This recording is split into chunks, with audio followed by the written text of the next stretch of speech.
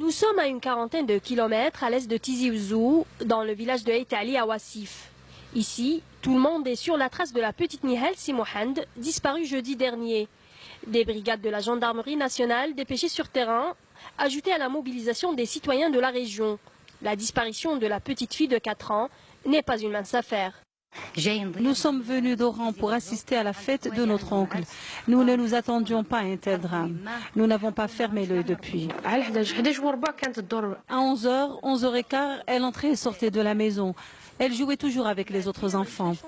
À 11h30, j'ai eu comme un déclic, je n'entendais plus sa voix. Elle m'a demandé où est passée Nihal. Et moi, j'ai répondu qu'elle était sûrement juste à côté, en train de jouer avec les autres enfants. Ce n'est qu'après que j'ai compris que ma petite fille avait disparu. S'agit-il d'un enlèvement ou d'une simple disparition? Pour la compagnie de gendarmerie de Ain el-Hammam, aucun détail n'est à négliger et toutes les pistes sont à exploiter.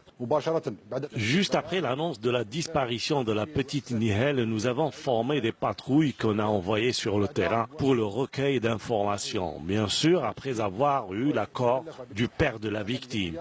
Nous avons formé des brigades chargées des recherches opérationnelles.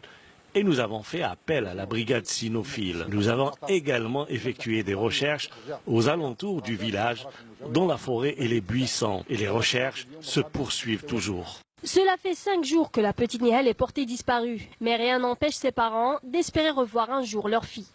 Tout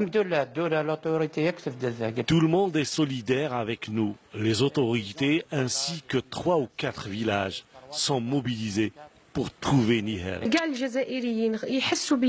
Tous les Algériens ressentent ma douleur, je le sais, parce que tout le monde a des enfants. J'espère qu'ils me rendront ma fille. Je leur pardonne. Le plus important est qu'elle revienne à la maison. Cela fait plus de 4 jours et je ne sais pas où elle est, si elle mange ou non. Une situation difficile pour la famille de la victime qui s'efforce de garder espoir pour ne pas penser au pire.